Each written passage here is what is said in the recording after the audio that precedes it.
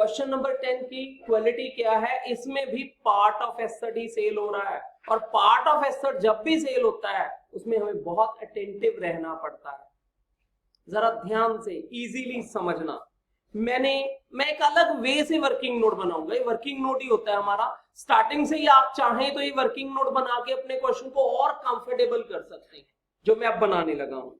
हमने 1 अप्रैल 2010 में एक मशीन परचेज की 1,20,000 की, एक कॉलम में लिख लिया मैंने।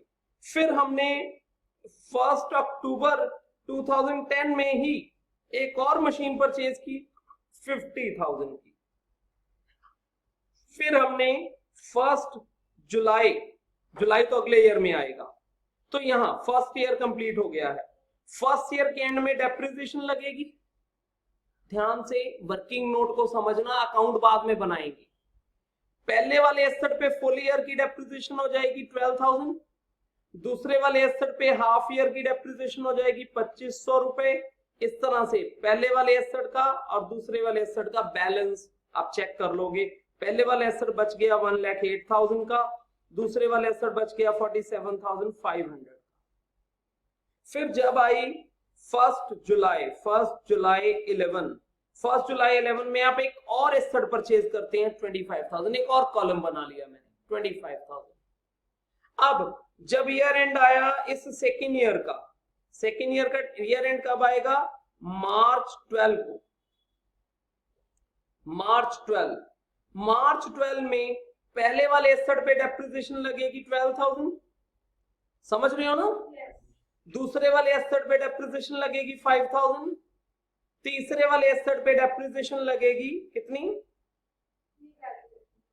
हाँ, ये 25,000 का जुलाई में परचेज था, 9 मंथ्स हो गए। 9 मंथ्स 10%, तो 25,000 9 मंथ्स 18,000 नहीं 2,500 का 9 मंथ्स 1875। 2,500 into 9 divide 12 1875। तो ये तीनों डेप्रिसिएशन अगर मैं लेस कर दूं तो मेरे पास सेकेंड ईयर के एंड में मशीन 1 जो बच गई है वो है 90 कितने की?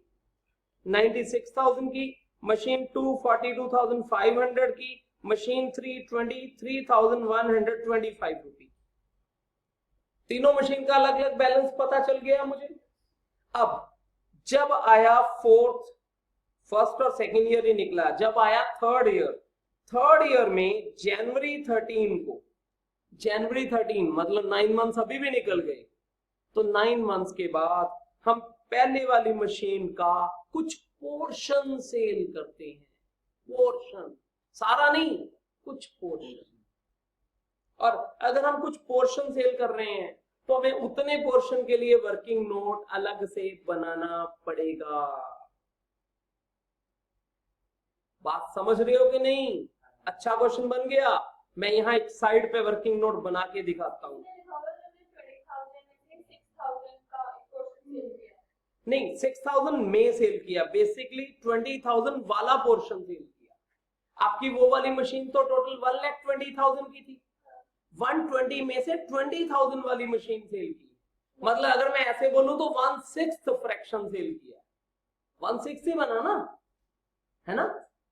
20,000 120 का 1/6 होता है कि नहीं होता? जैसे पिछले क्वेश्चन में 1/3 बेचा था, तो यहाँ कितना बेचा है? अब साफ साफ नहीं बोल रहा था 1/6, वो भी मुझे चेक करना पड़ा कि 1/6 बेचा है। दोबारा बोलना, 1/6 कैसे पता चला? 120 में से 20,000 वाला एसेट बेच रहे हो तो समझ लग रहा है ना 1/6 बेचा है। तो 96 का 1/6 कोई बता सकता है कितना होगा? 16,000। इसका मतलब 96 में से 16,000 वाली मशीन बेच रहे हैं और बाकी बची 80,000 वो नहीं बेच रहे हैं। ब्रेकअप कर दिया मैंने एरो बना के ब्रेकअप कर दिया।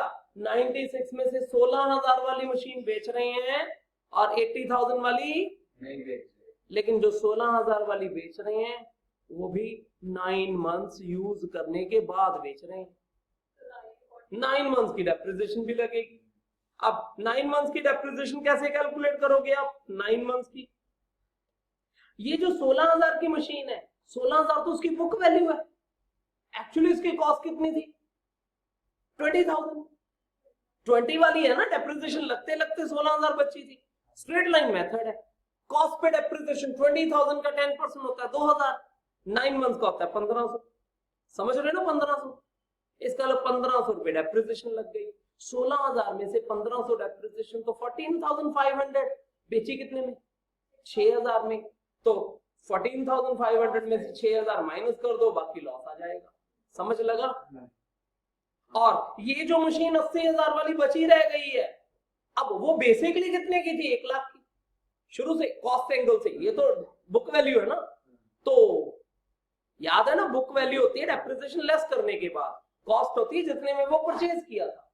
तो 1 लाख वाली एसेट बचा पड़ा है, ईयर एंड आने पे इस 1 लाख का 10,000 डेप्रिसिएशन अलग से आएगा, दूसरे वाली मशीन का 5,000 डेप्रिसिएशन अलग से आएगा, तीसरे वाली मशीन का 2,500 डेप्रिसिएशन अलग से आएगा। इसका मतलब ईयर 3 में जिस दिन बेचा उस दिन 1,500 डेप्रिसिएशन आएगी, ईयर एंड आने पे 10,000 डेप्रिसिएशन इसकी आएगी, 5,000 इसकी आएगी और 2,500 इसकी आएगी। ईयर 3 के एंड में डेप्रिसिएशन 17,500 आ जाएगी। 3 मशीन है हमारे पास। पहली मशीन सारी थोड़ी बिकी है, कुछ पोर्शन बिका है, दूसरी मशीन पूरी बची पड़ी है, तीसरी मशीन पूरी बची पड़ी है। ये सिर्फ वर्किंग नोट था। अब अकाउंट बनाता हूं, देखना वर्किंग नोट से अकाउंट बनाना कितना इजी है। सारी कैलकुलेशन तो है नहीं, ये अकाउंट तो वर्बली सिर्फ वर्बली बता रहा हूं, घर से कर लेना ना, एक बार सुन लो। इस वर्किंग नोट के थ्रू समझना जरा मेरा अकाउंट कैसे बनेगा। सबसे पहले मैं लिखूंगा टू बैंक 1,20,000 1 अप्रैल, फिर मैं उसी साल में 1 अक्टूबर लिखूंगा टू बैंक 50,000, फिर मैं बाय डेप्रिसिएशन लिखूंगा 12 एंड 2,500 14,500। मेरा बाय बैलेंस कैरेट डाउन आएगा, ये दोनों का जो टोटल है। फिर मेरा अगले साल में टू बैंक आएगा जुलाई में 25,000, टू बैंक परचेज है ना। फिर ईयर एंड पे बाय डेप्रिसिएशन आएगा 12 5 17 18,875, तीनों का अलग अलग लिखना, लिख लो। फिर बैलेंस कैरेट डाउन आएगा, ये तीनों का जो टोटल है बैलेंस कैरेट डाउन, मतलब 96 42 और 23 रफ में टोटल करके देखो उतना बैलेंस कैरेट डाउन आएगा। ये अलग अलग है, मशीन 1 इतने की है, 2 इतने की है, 3 इतने की है। फिर अगले साल में बैलेंस ब्रॉट डाउन करने के बाद 1 जनवरी वाले दिन बाय डेप्रिसिएशन आएगा 1,500, बाय बैंक आएगा 6,000 और बाय पीएनएल आएगा 8,500 loss on sale of this machine. फिर जब ईयर एंड आएगा बाय डेप्रिसिएशन आएगा 10 5 एंड 25, टोटल मिला के 17,500 और बाय बैलेंस कैरेट डाउन आएगा 80 में से 10 माइनस करो 70, ये बच गया। 42 में से 5 माइनस करो 37,500, ये बच गया। और 23 में से 25 माइनस करो 21, 20,625, ये बच गया। तीनों का टोटल करके बैलेंस कैरेट डाउन आ जाएगा। सिर्फ मैंने वर्किंग नोट एंगल से सारा क्वेश्चन किया है, वर्बली बोला है, घर से रिटर्न में इसका अकाउंट बना के लाना है। होमवर्क है आपका।